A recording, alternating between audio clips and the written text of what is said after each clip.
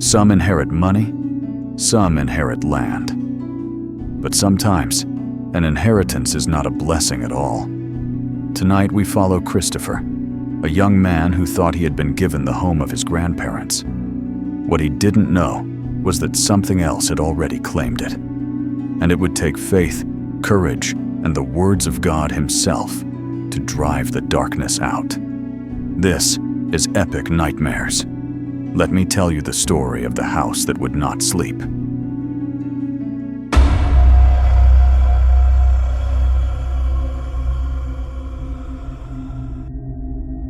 Christopher inherited the house in early autumn, when the trees along the river went the color of old brass, and the wind carried the dry whisper of leaves down Maple Hollow Road.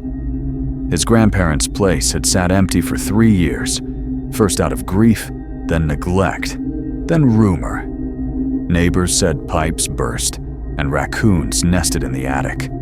Others said something worse moved in after the humans moved out. Christopher smiled politely at the talk. He was young, practical, and devout. Houses don't keep secrets, he told himself. People do.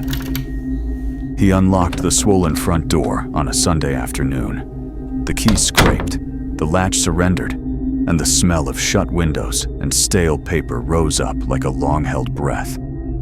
Dust lay on the foyer table where his grandmother used to keep letters. The old pendulum clock had stopped at 2:17.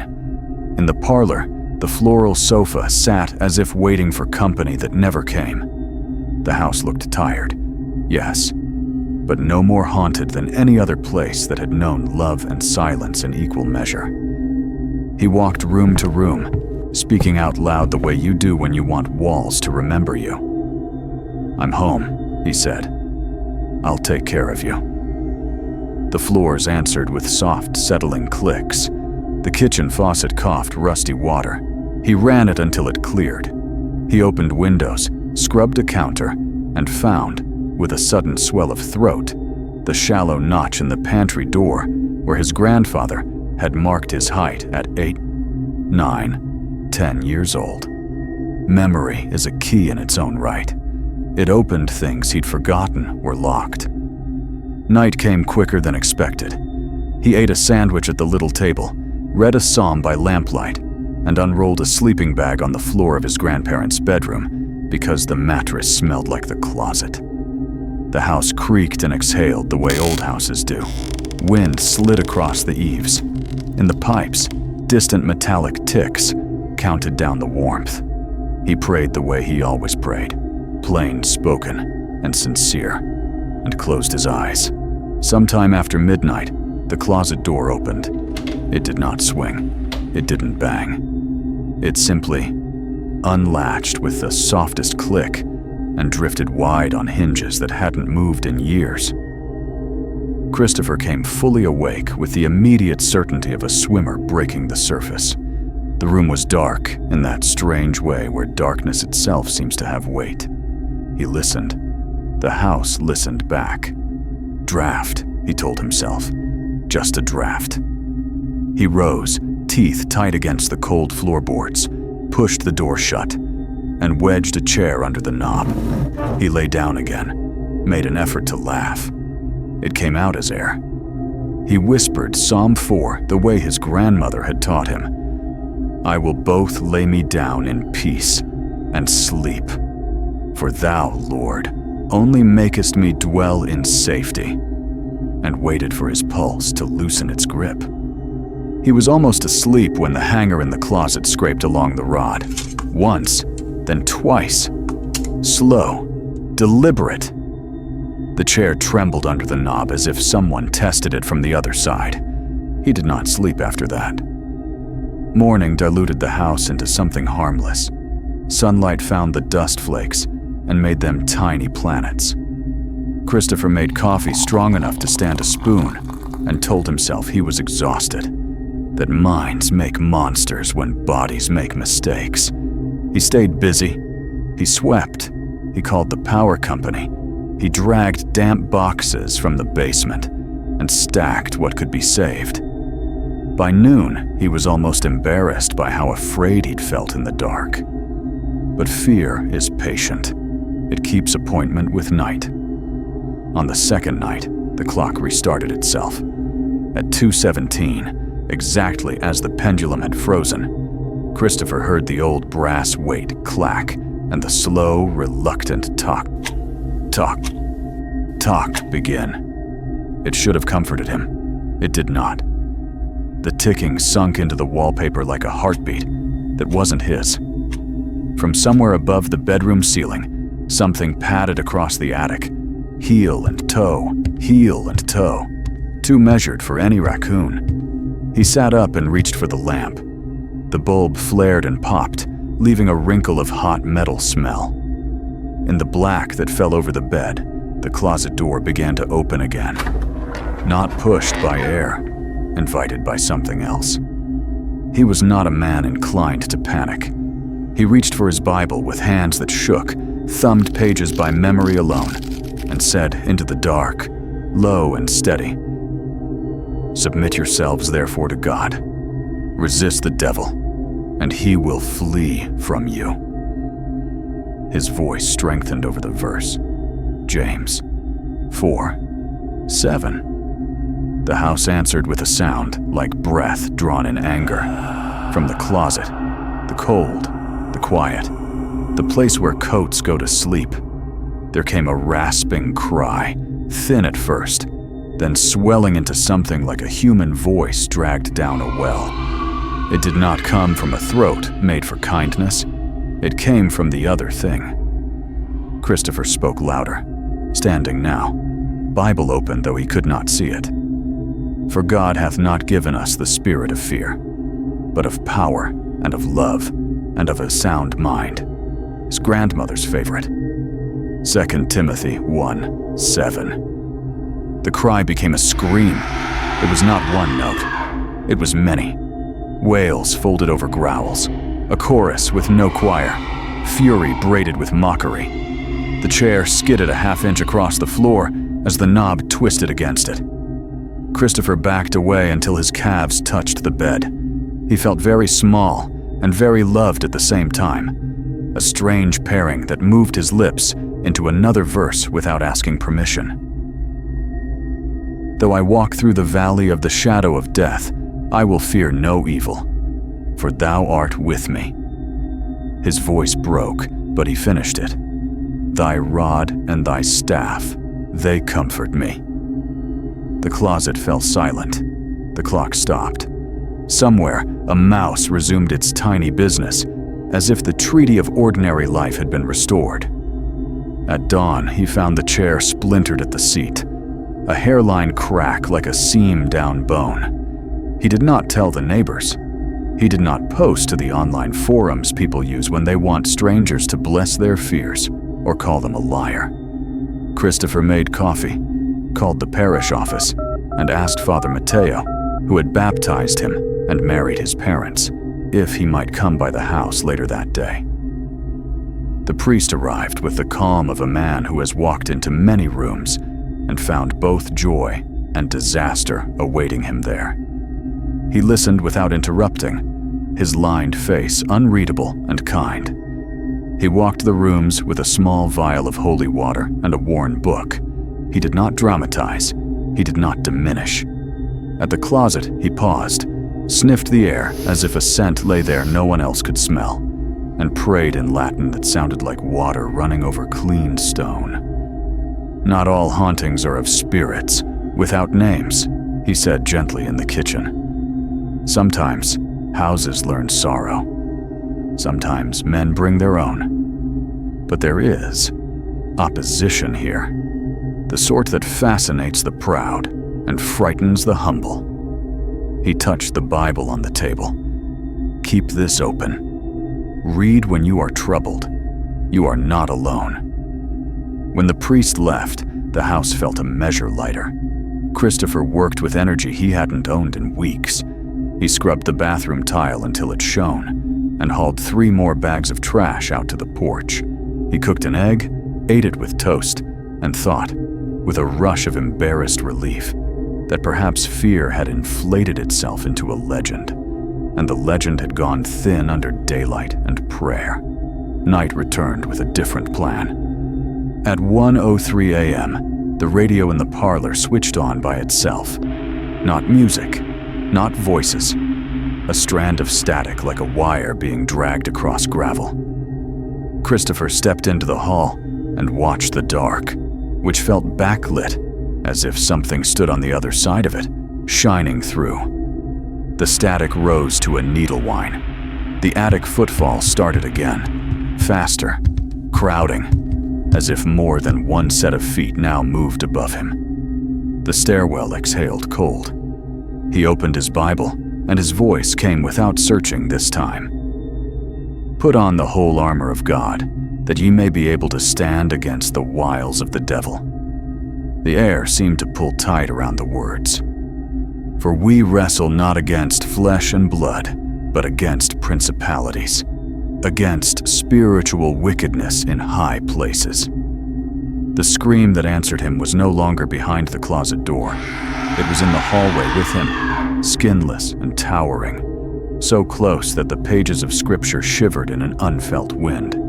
He spoke into it, over it, because the only way forward was through.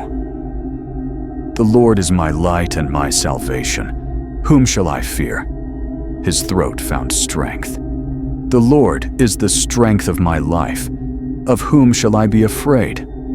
A shape feathered into view at the end of the corridor, like shadow made meat. It did not walk.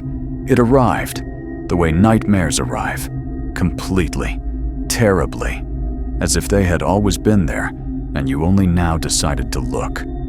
Eyes not made for daylight opened within it, not glowing like lamps, glowing like old coals, a heat you cannot warm your hands on.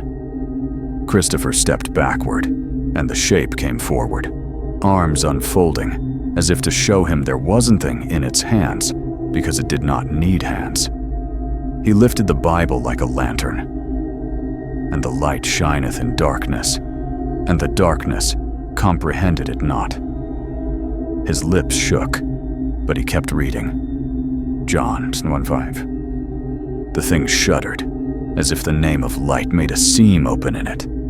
The radio in the parlor cut from static to a hymn he'd heard his grandmother sing while she washed dishes. For one delirious heartbeat, he expected to smell lemon and soap. Instead, the stink of burned copper flooded the hall. "Leave," Christopher said, surprised by his own voice. It wasn't thunderous. It didn't need to be. "This house belongs to the Lord." The shape recoiled. It did not vanish. It gathered itself in the way storms gather and pushed back. The walls bowed. The glass in picture frames rattled. Photos of his grandparents shivered on their nails. The clock downstairs began to strike a time that didn't exist. He read through it. He read like a drowning man making for shore. "Because thou hast made the Lord, which is my refuge, even the Most High, thy habitation. There shall no evil befall thee," his voice catching. "He shall give his angels charge over thee, to keep thee in all thy ways." Psalm 91 met the hallway and stood there like a wall. The scream that came then was not loudest. It was lowest. The sound of a door sealed far beneath the house grating open. Something vast withdrew like a tide. The darkness thinned by degrees, reluctant as a bad guest putting on his coat. The radio went quiet. The attic settled into ordinary timber, the way a man settles into a chair after being told there is nothing more to be done tonight.